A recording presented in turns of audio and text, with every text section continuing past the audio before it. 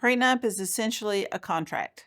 You are contracting with your future spouse to decide how property is going to be divided in the event of a divorce or even in the event of your death.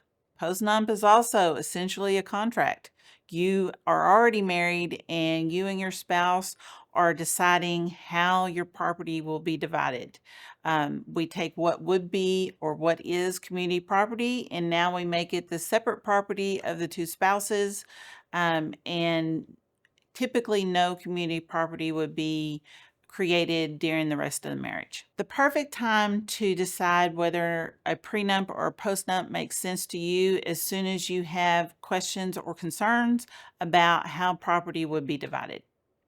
It's better to do it when you and your spouse are still have a good relationship and are on kind of the same page about things instead of waiting until we're in an adversarial situation and a divorce has been filed. A prenup and a postnup can cover pretty much anything property related.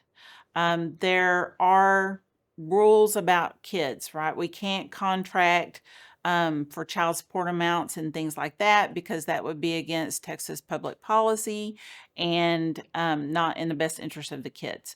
But if it deals with property, we can do it in a prenup or a postnup. And when we're talking about property, we're talking about pretty much anything you can own. It could be business, it could be your retirement accounts, it could be the house you live in, the cars you drive, the bank accounts that you own, anything that you have an ownership stake in, even your dog, technically is property, could be divided in a prenup or postnup.